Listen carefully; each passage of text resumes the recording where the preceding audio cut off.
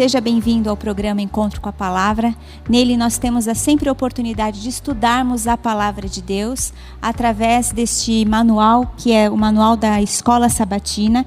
E nesse trimestre nós estamos estudando o tema Vida, Morte e Eternidade. E hoje nós estamos contando aqui com a participação do Ageu e do Felipe. E para darmos início a esse estudo, eu vou pedir ao Felipe que faça uma oração. Querido Deus, pedimos que em Jesus tenhamos clareza e discernimento para entender a Tua Palavra, fazer o estudo dos Teus desígnios, da Tua lei, da Tua vontade. Senhor, somos gratos porque vamos estudar sobre o plano de redenção, sobre a Tua vitória. Pedimos que esteja com os nossos familiares queridos, que o Teu Espírito esteja em nós e sobre nós, nos dando discernimento. E somos gratos pela Tua Palavra, pelo Teu cuidado e principalmente pela salvação. Esses são os nossos pedidos e agradecimentos em nome de Jesus. Amém. Amém. O Felipe começou esse momento especial orando e ele tocou em algo muito importante, que é a nossa gratidão a Deus pelo plano da salvação. Quando nós paramos para estudar a lição de número 7, que tem como título A Vitória de Cristo sobre a Morte. A morte é algo que muitas vezes a gente não gosta nem de tocar nesse assunto e é muito triste, né? Quando a gente tem que enfrentar a dor da perda de alguém querido, né? Eu, infelizmente, tive a experiência de vivenciar a perda do meu pai. E quando a gente perde um pai, uma mãe, é algo como se faltasse um membro do nosso corpo. A gente consegue tocar a vida, a gente consegue administrar, mas a dor é algo que se faz presente. Mas que bom que nós temos uma esperança maior, a esperança da ressurreição de Cristo. E é sobre isso que a gente vai conversar hoje. E quando a gente para pensar no ministério de Jesus na terra, né, Ageu? É predito sobre sua morte e ressurreição. Em Mateus, capítulo 27, versículos 62 a 66, nos é apresentado ações que nos ajudam a dar ao mundo, né, evidências da ressurreição de Jesus. Conte-nos sobre elas. É verdade. A Bíblia, ela dá alguns esclarecimentos e nos ajuda a compreender e confiar nos relatos. Por quê? Pós-morte de Cristo, os líderes religiosos procuraram os Pilatos, né, os líderes políticos da época, para guardarem ali aquele sepulcro, porque eles ouviram os sermões de Jesus anteriormente, quando em vida. E Jesus afirmou que no terceiro dia ressuscitaria. Então, por essa preocupação que eles fizeram, coloca uma guarda ali, de frente do sepulcro, para que ninguém tente roubar o corpo e diga que ele ressuscitou. Então, eles tiveram esse cuidado, e isso ajudou também que, posteriormente, conseguiu provar que, já que tinha guarda segurando ali aquele lugar, teria como provar de que ninguém roubou o corpo, né? E tem no outro contexto, o guarda, o centurião, né? Ele era um centurião romano, não tinha vínculo nenhum com Jesus, com os amigos de Jesus, estava ali para guardar o sepulcro por ordem do seu superior, e se acontecesse algo do tipo, ele perderia sua vida, né? Se fosse algo proposital. Então, ele, como um líder de tantos, um centurião, ele cuidava de mais de 100 mil soldados. Então, tinha responsáveis, além dele, outros ali que estavam ao redor, que quando, por conta da glória da ressurreição de Cristo, caíram por terra, né? E ali eles puderam ser também testemunhas, né? Que se vocês puderem acompanhar a Bíblia nesse contexto, é muito linda a história desse soldado, como ele se entrega depois, porque ele pôde ver, ele pôde crer, né, em tudo que ele havia ouvido e testemunhado ali agora diante daquele momento que realmente só podia ser o Senhor que estava naquele lugar. Eu só quero acrescentar um pouquinho, Catê, porque assim, o que ajuda também a confirmar tudo isso, os 4 evangelhos. Eles são formados ali por Mateus, Marcos, Lucas e João, né? Mateus e João, eles acompanharam Jesus de perto. Porém, os relatos deles foram diferentes no contexto da perspectiva deles. Cada um tinha uma forma de ver Jesus, de analisar como ele fazia. Então, se você pegar os 4 evangelhos, estão todos na mesma direção, porém com uma perspectiva, com um olhar diferente, né? Aí tem Marcos, que ele pegava os relatos de testemunhas que acompanharam os sermões, que viram Jesus ressuscitando ou curando alguém, e ele pegou esses relatos e escreveu. Lucas também, por ser um médico, ele tinha muitas pessoas que chegavam no seu consultório, e ali ele podia pegar os relatos e colocar ali. Então isso também ajuda a entender que não foi uma cópia. Vamos pegar uma cópia fiel de alguém e fazer tudo igualzinho. Não.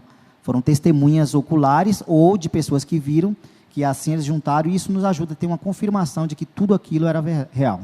E quando a gente para pensar sobre a vitória de Cristo, né, e assegurada, como você bem colocou aí, confirmada, né, através do túmulo vazio, com testemunhas, Felipe, quem esteve diretamente envolvido na ressurreição de Jesus? Na ressurreição de Jesus, né, ela é um ato divino. Deus é aquele que tem o poder para performar um milagre dessa natureza, dessa grandiosidade. Nós tivemos também, né, a participação do anjo que removeu a pedra, né, sentou-se em cima da pedra para que Jesus saísse, mas de fato, né, o responsável por isso é Deus e o próprio Jesus no seu caráter divino, né, o que Jesus morreu na sua humanidade, né, no seu sacrifício, nos dando graça, mas não morreu na sua divindade. Então, próprio Jesus, em João 10, ele vai dizer que tem poder para entregar a própria vida e para restaurá-la, né? Então, esse é o seu caráter divino.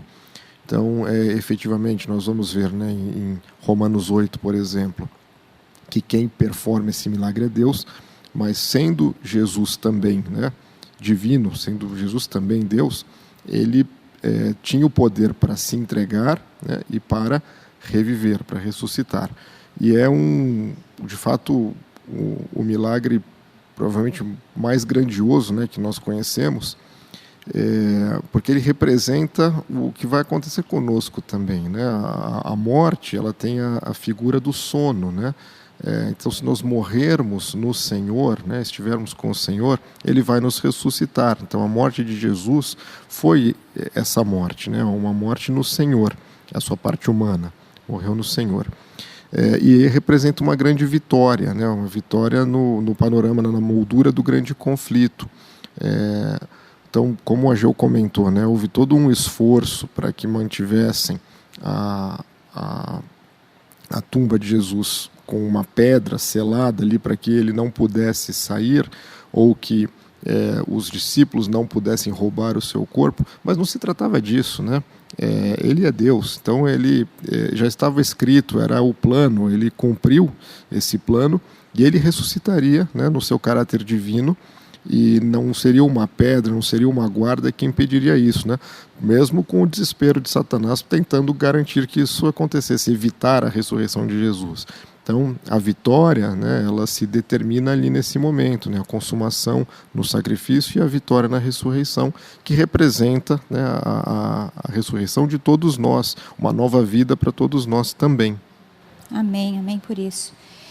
Imagino assim, a surpresa, né, dos discípulos, né, Ageu, que estiveram com Jesus, né, experimentaram muitas histórias com Ele, e Ele, de repente, vem em Cristo ressurreto.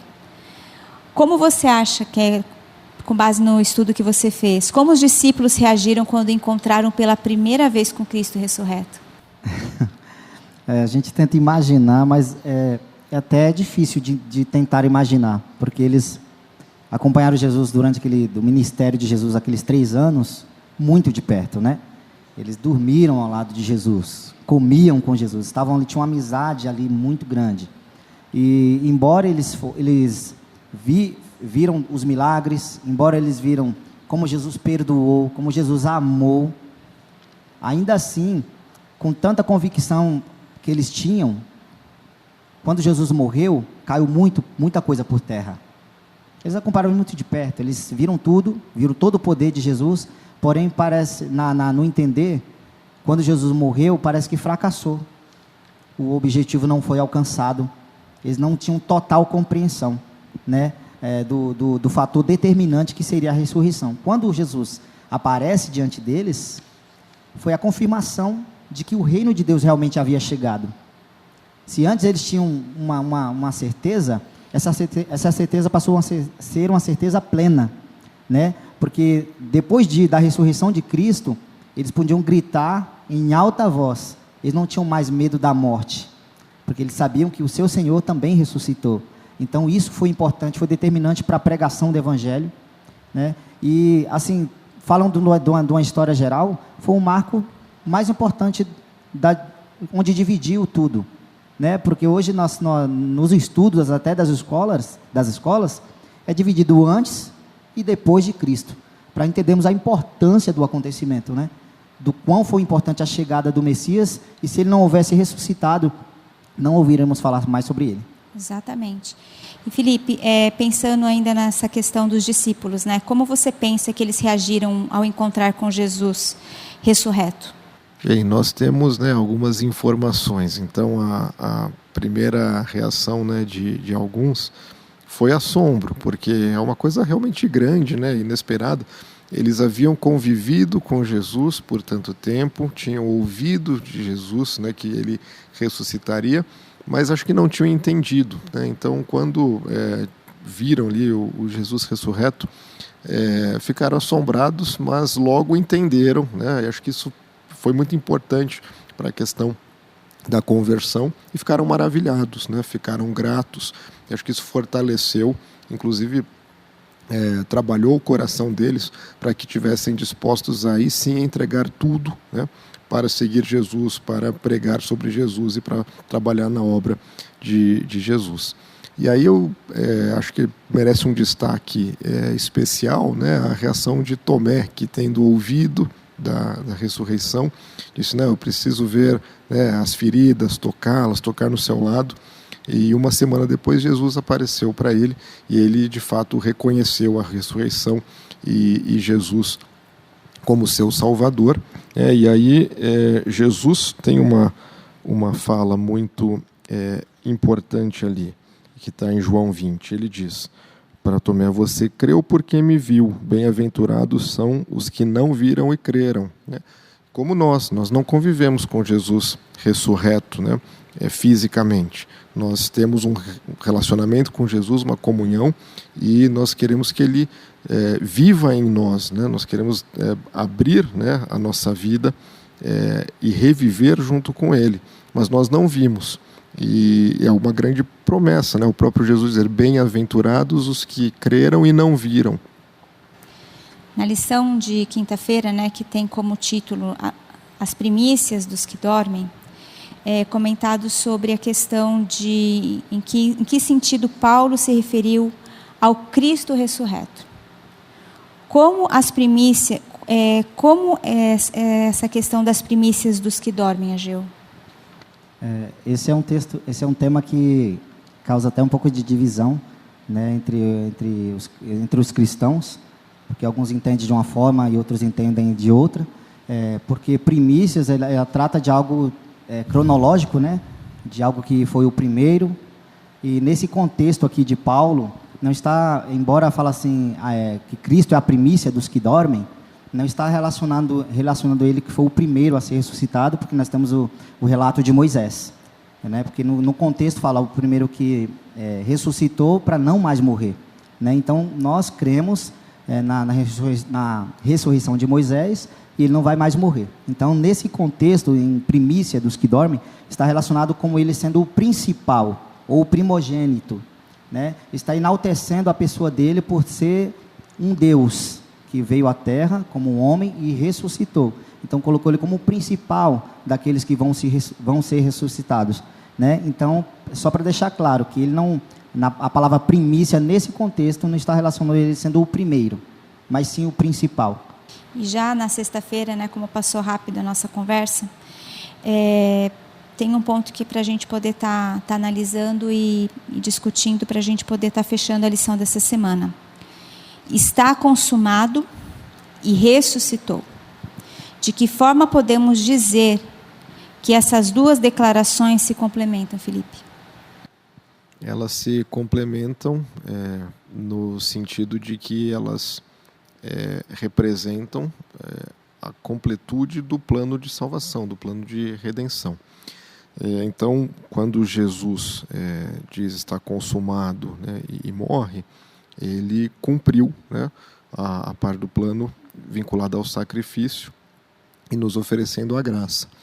E ali já é uma grande vitória, porque Satanás tentou dissuadir Jesus, né, na sua parte humana, de cumprir esse plano, fazendo com que o próprio povo de Jesus o rejeitasse, né, fazendo com que os discípulos o abandonassem no momento em que foi preso e foi julgado e foi condenado. Então, era uma tentativa de que ele não participasse do sacrifício. Então, ali já houve uma vitória.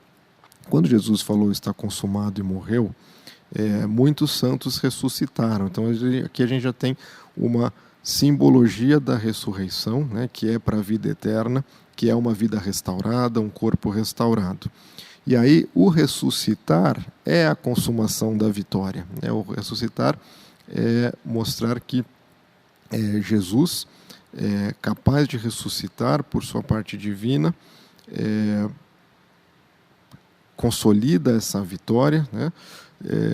Morreu sua parte humana, sua parte divina não, ele está ressuscitado, restaurado, e nós vamos, né, todos aqueles que crerem, que aceitarem, vão seguir esse caminho, né, assim como aconteceu com Jesus. Então, eles se complementam no sentido de consumação do plano e consolidação da vitória. Complementando o que o meu amigo Felipe falou aqui, o consumado e ressuscitou é a conclusão do projeto, né? Jesus, ele tinha um espírito de missão, e é tanto que no texto, pouco antes dele falar que está consumado e entregar o espírito, ele fala que tem sede, porque lá atrás o profeta diz faz o relato de que ele sentiria sede e dariam vinagre para ele, né? E até nisso ele teve a lucidez, mesmo depois de estar desgastado, sofrendo, né, com o peso do pecado, ele coloca isso na história para completar a profecia, para não deixar nada faltando, né? No momento também o véu rasga. Isso para deixar claro para a humanidade que hoje nós temos apenas um intercessor, né? Porque antigamente nós precisávamos entregar um cordeirinho para que pudesse interceder pelo nosso pecado. O cordeirinho morria por minha causa. E hoje nós temos o Cordeiro de Deus. Então, quando ele fala está consumado, ele está dizendo assim, agora depende só de mim. Se você vir até mim, você vai encontrar salvação. Você não precisa matar um cordeiro, você não precisa fazer nenhum tipo de sacrifício. Vem até mim e você vai ver o Pai. Então, essa conclusão ali na cruz foi para dizer diretamente nos olhos de toda a humanidade: vocês precisam apenas de mim. Que mensagem de esperança vocês gostariam de deixar agora para os nossos amigos que estão acompanhando lá de casa? Eu repito a mensagem que acho que representa a nossa fé, a nossa esperança. Nós temos um Deus que nos ama, que mesmo após a nossa queda orquestrou um plano de salvação e tem cuidado da execução desse plano pessoalmente, com muito critério, com muito amor e com todas as condições para que nós possamos ter uma comunhão com Ele e ter a intercessão do Cordeiro, como disse o Ageu. E então a mensagem é que a gente fique firme nessa fé, nessa esperança, buscando a Deus, buscando entender a Tua palavra, a Tua lei, lendo a Bíblia e tendo vida plena dentro do possível, enquanto esse plano ainda não termina, enquanto a segunda vinda não chega e a vida eterna de fato ainda não se consolida para nós, porque ela já está ganha, ela já aconteceu. O nosso papel agora é viver essa graça no processo de santificação e assim participarmos da obra de Jesus e de Deus, porque os principais beneficiários somos nós, né? Participar dessa obra, dessa esperança, nos faz melhor.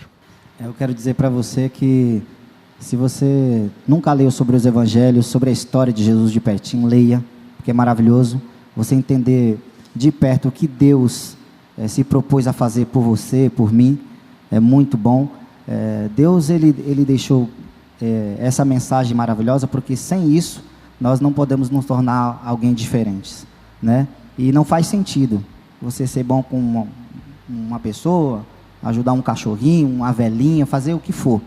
Se você não conhecer Jesus, não vale a pena. Se você não tiver esperança de que Ele realmente, Deus veio à terra, morreu, ressuscitou para salvar, nós não teremos esperança, vamos morrer por nada, não, né? Você nasceu, viveu, sofreu, morreu e acabou.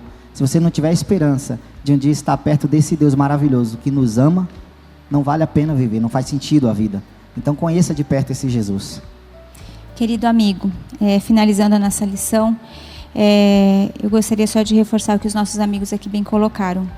Jesus, Ele te ama, nós temos um céu preparado para nós, muito em breve estaremos lá e queremos que você esteja lá conosco também.